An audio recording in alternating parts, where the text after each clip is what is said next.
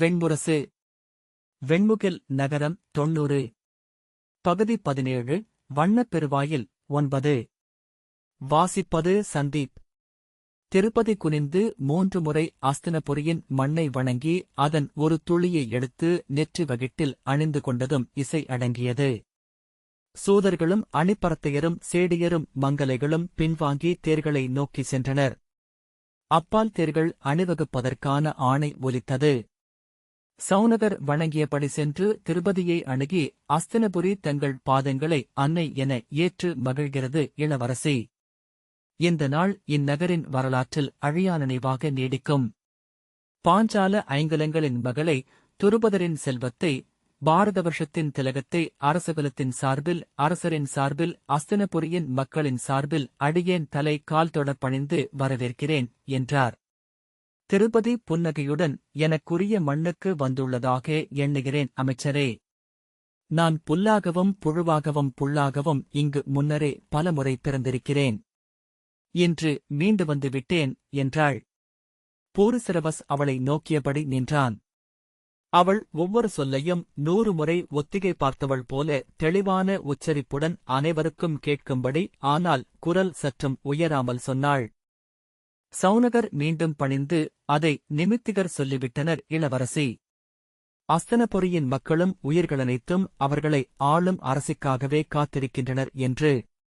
இந்த நகரம் இன்று வரை இதற்கிணையான வரவேற்பை எவருக்கும் அளித்ததில்லை. இங்கிருந்து கோட்டை வரை அரசு பெருந்தேர் தங்களுக்காக வந்துள்ளது. அணித்தேர் நிறையும் காவலர்களும் அகம்படி செய்வார்கள். அங்கிருந்து அரண்மனை வரை பட்டத்து யானை மேல் நகர்வலம் பொறுக்கப்பட்டுள்ளது என்றார். திருப்பதி அவ்வாறே ஆகுக என்றாள். இவர் படைத்தலைவர் வீரநகர், அவர் படைத்தலைவர் ஹிரண்யபாகு. இருவரும் தங்களுக்கு காவல் துணை என உடன் வருவார்கள் என்றார் சௌனகர். அவர்கள் இருவரும் வணங்கி முகமன் சொன்னார்கள். அவள் புன்னகையுடன் அவர்களின் வாழ்த்துக்களை ஏற்றுக்கொண்டு இன்மொழி சொன்னாள். திருஷ்டத்யும்னன் திரும்பி பூரிசிரவசிடம், இளவரசியின் தேருக்கு முன்னால் தேர்கள் செல்வதாக இருந்தால் பொழுதியடங்கும் தொலைவுக்கு முன்னால்தான் செல்ல வேண்டும். போய் சொல்லும் என்றான். பூரிசிரவஸ் தலைவணங்கி பின்னால் நகர்ந்தான். உண்மையில் அந்த இடத்தை விட்டு விலகியது அவனுக்கு ஆறுதலைத்தான் அளித்தது. தேர்களை அணுகி பாகர்களுக்குரிய ஆணைகளை அளித்தபடி முன்னால் சென்றான். குதிரைகள் நுகங்களில் கட்டப்பட்டு வால் சுழற்றி கடிவாளத்தை மென்று கொண்டிருந்தன. திருப்பதி கங்கை கரையில் இருந்து நடக்கத் தொடங்கியபோது மீண்டும் இசை முழங்கியது. அவள் வந்து பொற்தேரில் ஏறியதும் இசைச்சுதர்கள் முன்னால் சென்ற தேரில் ஏறினர். இசை முழங்கியபடி நாற்புறமும் திறந்த அந்த தேர் முதலில் சென்றது. தொடர்ந்து அணிப்பரத்தையர் ஏறிய 3 தேர்கள் சென்றன. பொழுதியடங்கும் இடைவெளி உருவான பின் சௌனகர் கைகாட்ட பொற்தேர் அசைந்து கிளம்பியது. அதன் வெண்திரைகள் காற்றில் நெளிந்தன. அமுதகலசக் கொடி துவண்டது. மூங்கில் விற்களின் மேல் அன்னப்பறவை என அசைந்தபடி அது சாலையில் உருளத் தொடங்கியது. திருஷ்டத்யும்னன் தன் தேரில் ஏறிக்கொண்டான். சௌனகர் அதன் பின்னால் வந்து தனது தேரை நோக்கி ஓடினார். ஹிரண்யபாகுவும் வீரநகரும் தங்கள் வெண்பொறவுகளில் ஏறி தேரின் இருபக்கமும் வந்தனர். படைக்கலங்கள் ஏந்திய வீரர்கள் அதைத் தொடர்ந்து சீரான நடையில் புறவுகளில் சென்றனர். கிருதர் ஓடிவந்து பொதிகளை இறக்கி தேர்களில் பின்னால் கொண்டு செல்லும்படி அமைச்சர் சொன்னார். பொதிகளை இறக்க நேரமாகும். அவர்கள் அதற்குள் கோட்டையை அடைந்து விடுவார்கள் என்றார். அணியூர்வலம் மெதுவாகவே செல்லும் கிருதரே. மேலும் அவர்கள் படகுகளுக்குள் தேர்களில் முன்னரே பொதிகளை ஏற்றித்தான் வைத்திருப்பார்கள். நாம் தேர்களை உருட்டியே இறக்க முடியும் என்றான். கிருதர் படகுகளை நோக்கி ஓடினார். அவன் சொன்னது போலவே தேர்களில் முன்னரே செல்வப் பொதிகள் ஏற்றப்பட்டிருந்தன. அவற்றை விரைவலர் தள்ளி பாலம் வழியாக துறைமேடைக்கு கொண்டு வந்தனர். படகுகளின் அடித்தட்டில் இருந்து புறவுகள் வெளியே வந்து கால்களை உதறிக்கொண்டன. பாஞ்சால வீரர்கள் அவற்றை தேர்களில் விரைந்து கட்டத் தொடங்கினர். நிலத்தை உணர்ந்த குதிரைகள் கால்களால் உதைத்து கனைத்தன.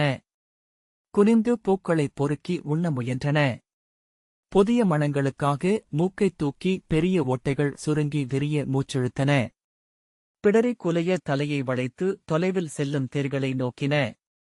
பின்னால் தேர்கள் வரட்டும் கிருதரே. இளவரசி கோட்டைக்குள் நுழையும்போது இவை அவருடன் இணைந்து கொள்ளும் என எண்ணுகிறேன் என்ற பின் பூரிசிரவஸ் புரவியை செலுத்தினான்.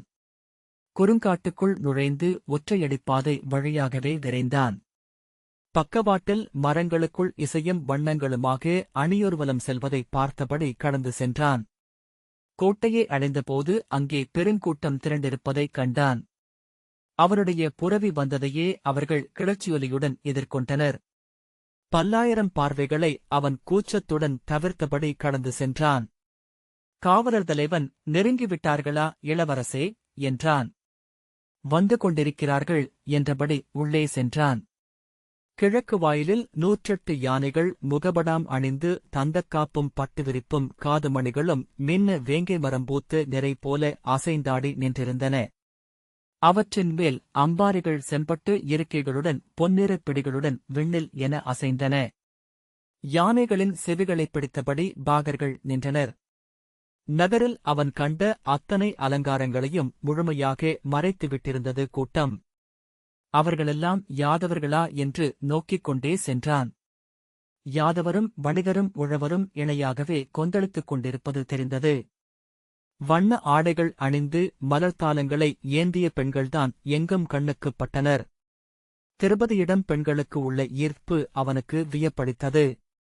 கிருஷ்ணனுக்கு அடுத்தபடியாக பெண்களை திருபதிதான் கிளறச் செய்கிறாள் என்று நினைத்துக் கொண்டான். அரசபாதையில் அரண்மனை தேர்கள் வந்தபடியே இருந்தன. நூற்றுக்கணக்கான தேர்கள். ஒவ்வொரு தேருக்கும் புரவியை சாலையோரமாக ஒதுக்கி வழிவிட்டான். 100 இளவரசிகளும் 100 தேர்களில் செல்கிறார்கள். அவர்களின் நாட்டிலிருந்து வந்து முடிசூட்டு நிகழ்வுக்காக காத்திருக்கும் இளவரசர்கள் அரசகுடியினர் செல்கிறார்கள். நகரில் மக்களுக்கு நிகராகவே அரசகுடியினரும் இருக்கிறார்கள் போலும்.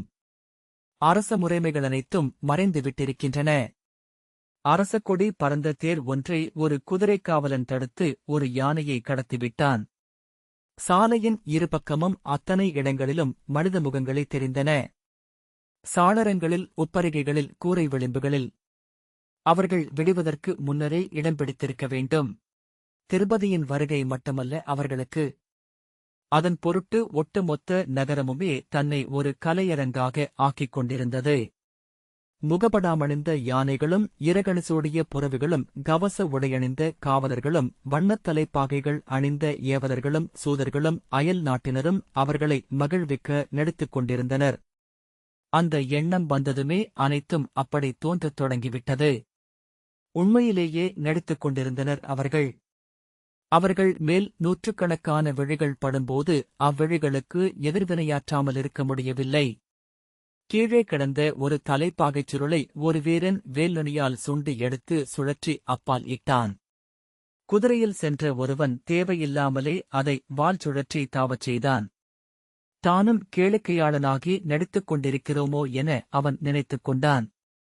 அந்நினைப்பே அவன் அசைவுகளை செயற்கையாக ஆக்கியது. அரண்மனை கோட்டை வாயிலை நோக்கி சென்றபோது காலை வெயில் சரிவாக பெய்யத் தொடங்கியிருந்தது. மாளிகை நிழல்கள் மாளிகைச் சுவர்களில் விழுந்து அவற்றின் நிறத்தை மாற்றின. அரண்மனை வளாகத்தின் அத்தனை மாளிகைகளும் மலர் சூடியிருந்தன. மக்கள் கூட்டம் குறையக் குறைய அலங்காரங்கள் வண்ணச் செறிவாக பார்வையை நிறைத்தன. மக்கள் திரளாக கொந்தளித்தபோது வண்ணச் சிதறல்களே அழகாகத் தெரிந்தன. ஆனால் அப்போது அலங்கரிக்கப்பட்ட சீரான வண்ணங்கள் உறுத்தின. கோட்டை வாயிலில் அவனை நிறுத்தி புரவியை அங்கேயே விட்டுவிட வேண்டும் என்றார்கள். அவன் குலை வாழைகளும் ஈச்சங்குலைகளும் மலர் மாலைகளுமாக அலங்கரிக்கப்பட்டிருந்த வாயிலை கடந்து உள்ளே விரிமுற்றத்தை அடைந்தான். அங்கே அனைத்தும் சித்தமாக இருந்தன. தேர்களும் பல்லக்குகளும் புரவிகளும் ஏதுமில்லை. இசைச்சுதர்களும் வைதிகர்களும் அணிப்பறத்தையரும் சேடியரும் ஏவலர்களும் நிறைந்திருந்தனர். அங்கு அத்தனை பேர் இருந்தது அவர்களின் ஓசையின்மையால் திகைப்பை அளித்தது. மனோதரர் மாளிகைப் படிகளில் இடையில் கை வைத்து நின்றிருந்தார். அவனைக் கண்டதும் எத்தனை நாழிகையில் கோட்டையை அடைவார்கள் என்றார். 3 நாழிகை ஆகலாம் என்றான். சௌனகர் இல்லாததை உணர முடிகிறது. என்னால் இவர்களை மேய்த்துவிட முடிகிறது. அரசகுடியினரிடம் பேச எனக்கு சொல்லில்லை என்றார் மனோதரர். யாரிடம் பேச வேண்டும் என்று பூரிசிரவஸ் கேட்டான். பட்டத்து இளவரசரும் இளவரசர்களும் திரௌபதி தேவியை கோட்டை வாயிலில் வரவேற்பார்கள். அரசரும் விதுரரும் இளவரசியை இங்கே அரண்மனை வாயிலில் வரவேற்பார்கள். காந்தார அரசியர் இளவரசிக்கு நறுந்துலகமிட்டு இல்லமேற்றுவார்கள். பாண்டவர்களும் யாதவரசியும் உடனிருப்பார்கள். இதுதான் எனக்கு சொல்லப்பட்டது. இளவரசர்கள் இன்னும் சித்தமாகவில்லை. 12 வந்து கூடத்தில் காத்திருக்கிறார்கள். பூரிசிரவஸ் விதுரர் என்றான். அவர் அமைச்சு நிலையில் இருக்கிறார். அரசர் சித்தமாகிவிட்டார். காலையில் இருந்தே அவருக்கு அணிசெய்கை நடந்து கொண்டிருக்கிறது. சற்றுமுன் நினைத்துக் கொண்டு ஒரு பழைய மணியாரத்தை கேட்டார். அது கருவூலத்தில் பழைய நகைகளின் பெயர் நிறையில் சேர்ந்துவிட்டது. அதைத் தேடி எடுத்துக் கொடுப்பதற்குள் அடுத்த கணையாழிக்கான ஆணை வந்துவிட்டது. நகைகளால் அவரது எடை 2 மடங்காகப் போகிறது. பூரிசிரவஸ், நான் விதுரரை பார்க்கிறேன் என்றான். பூரிசிரவஸ் இடைநாழி வழியாகச் சென்று அமைச்சு மாளிகையை அடைவதற்குள் எதிரே குண்டாசி வந்தான். தொலைவிலேயே அவன் களிமயக்கில் இருப்பது தெரிந்தது. தூண்களின் கீழே காரித்துப்பியும் அவ்வப்போது சுவரைப் பற்றியபடி நின்றும் வந்தவன் அவனைப் பார்த்ததும் சுட்டிக்காட்டினான். அவன் உள்ளம் சற்று பிந்தித்தான் வந்து இணைந்து கொண்டது. நீ பால்ஹிகன். நீ என்றான். பூரிசிரவஸ் கடந்து செல்ல விழைந்தான். ஆனால் நின்றுவிட்டான். என்னை விழியிழந்தவரிடம் கூட்டிக் கொண்டு செல். இந்த தூண்கள் மிகவும் தள்ளித் தள்ளி இருக்கின்றன என்றான் குண்டாசி. பூரிசிரவஸ், இல்லை கௌரவரே, நான் உடனே சென்றாக வேண்டும் என்றான். நான் விழியிழந்தவரிடம் ஒன்று கேட்க வேண்டும். உன்னிடம் சொல்கிறேன். நீயே கேள். யானை ஏன் முட்டைகளிட்டு அடைகாப்பதில்லை? ஏன்? அவன் என்று சிரித்தபோது எச்சில் மார்பில் வழிந்தது. ஏனென்றால் முட்டை உடைந்துவிடும். அவன் வாயைத் துடைத்தபடி சிரித்தான். பூரிசிரவஸ் கடந்து சென்றான். குண்டாசி கை நீட்டி, இல்லையேல் துரியோதனனிடம் கேள், மூத்த கௌரவரிடம் கேள் என்றான். அவன் சென்றபோது பின்னால் குண்டாசியின் சிரிப்பின் ஒலி கேட்டது. அவன் விரைந்து நடந்து அமைச்சு மாளிகைக்குள் நுழைந்தான். ஏவல் நாயகங்கள் தொடர விதுரரே எதிரில் வந்தார். என்ன நிகழ்கிறது என்றார். இளவரசி வந்து கொண்டிருக்கிறார். விதுரர், பால்ஹிகரே, கர்ணன் இன்னும் வரவில்லை. அவர் எங்கிருக்கிறார் என்றும் தெரியவில்லை.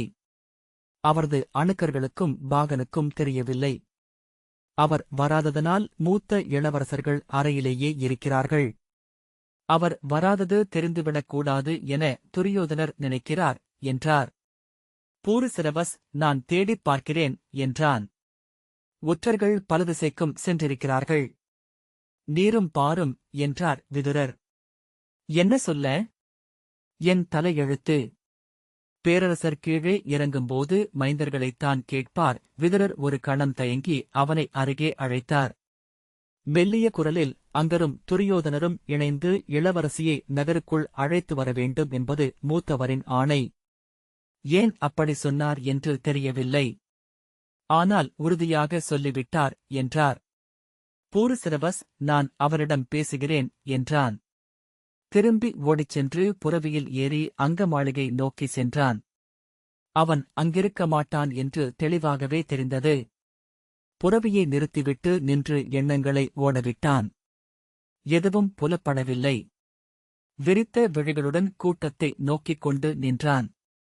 அவனை முட்டியபடியும் தள்ளியபடியும் கூட்டம் சென்று கொண்டிருந்தது. வணிகத் தெருவிலிருந்து களிமகன்கள் ஒருவன் இன்னொருவனை தலைக்குமேல் தூக்கியபடி கூவியார்ப்பரித்துக் கொண்டு சென்றனர். அவன் குதிரையை இலக்கின்றே திருப்பியபோது அது வால் தூக்கி சாணி போட்டது. அதன் மேலேயே சிறுநீர் கழித்தது.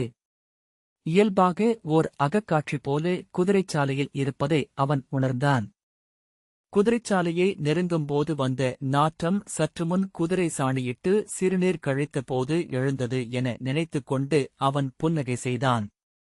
புரவியை நிறுத்திவிட்டு இறங்கியதுமே அவன் அங்கே கர்ணன் இருப்பதை உணர்ந்து கொண்டான்.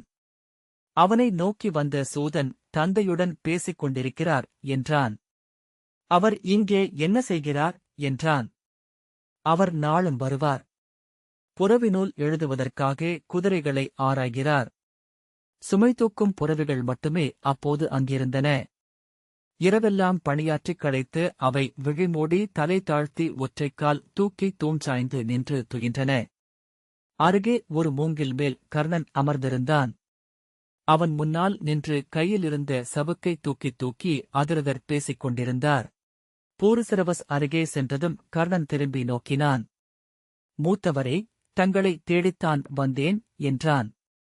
கர்ணன் முகத்தில் வந்து மறைந்த வலியை பூருசரவஸ் கண்டான். அதை அவன் தன்னுடையதென உணர முடிந்தது. நான் இங்கில்லை என்று சொல்ல முடியுமா பால்ஹிகரே என தணிந்த குரலில் கர்ணன் கேட்டான். ஏன் பொய் சொல்ல வேண்டும்? அங்க மன்னன் வர விரும்பவில்லை. பொய் சொல்லும் என்றார் அதிரதன். பூருசரவஸ் பேசாமல் நின்றான். கர்ணன் விழிகளைத் தாழ்த்தி மெல்லிய குரலில், என்னால் மேலும் அவமதிப்புகளை தாழ முடியாது இளையோனே என்றான். இதில் அவமதிப்பு என்பது என்று பூருசரவஸ் தொடங்க கர்ணன் உமக்குத் தெரியும் என்றான். ஆனால் இது பேரரசரின் ஆணை மூத்தவரே. தங்களுக்காக மூத்த இளவரசர் அங்கே காத்திருக்கிறார். தாங்கள் செல்லவில்லை என்றால் அவரும் செல்லப் போவதில்லை. அதற்கான தண்டனையை அவரே அடைவார். கர்ணன் சினத்துடன் விழுதூக்கி, அவர் ஏன் செல்லாமலிருக்க வேண்டும் என்றான். நீங்கள் கொள்ளும் இதே உணர்வுகளால்தான் என்றான் பூருசரவஸ். கர்ணன் அவனை நோக்கிவிட்டு மீசையை முறுக்கத் தொடங்கினான். அரசர் காம்பில்ய போர் பற்றி அறிந்திருக்கிறார் என்றான் பூருசரவஸ். கர்ணன் தலையசைத்தான். ஆகவேதான் உங்கள் இருவரையும் வாளேந்தி அகம்படி வர ஆணையிடுகிறார். அதைச் செய்யும் ஆண்மை உங்கள் இருவருக்கும் உள்ளதா என பார்க்க நினைக்கிறார். கர்ணன் என மெல்ல உருமினான். செல்லாமலிருந்தால் அதற்கு ஒரே பொருள்தான், நீங்கள் அஞ்சுகிறீர்கள், நாணுகிறீர்கள். அதை பேரரசர் விரும்ப மாட்டார். கர்ணன் ஒரு சொல்லும் பேசாமல் மீசையை முறுக்கியபடி அமைதியாக இருந்தான். அதிரதன், அங்கமன்னர் சிந்திக்கிறார் என்று பேரரசரிடம் சென்று சொல்லும் என்றார். கர்ணன் எழுந்து, செல்வோம் என்றான். தாங்கள் ஆணையணிகள் என்று பூருசரவஸ் சொல்ல தேவையில்லை என்று சொல்லி அவன் ஒரு புரவியை அவிழ்த்தான். நான் அரண்மனைக்குச் செல்கிறேன். பால்ஹிகரே, நீரும் வருகிறீரா? பூருசரவஸ், இல்லை, நான் கோட்டை முகப்புக்கு செல்கிறேன். இன்னும் சற்று நேரத்தில் இளவரசி வந்து விடுவார் என்றான். கிழக்கு கோட்டை வாயிலில் புன்னை மரப்பூக்கள் பரவிய பெருக்கு போல வண்ணத்தலைப்பாகைகளால் ஆன பரப்பு அலையடித்தது. ஓசைகள் இணைந்து முழக்கமாகி ஓசையின்மையாக மாறியிருந்தன. காவலர் செல்வதற்கான வழியினூடாக அவன் சென்றான். கோட்டைக் காவலர் தலைவன் அவனைக் கண்டு, நான் எங்காவது ஓடிவிடப் போகிறேன் இளவரசே.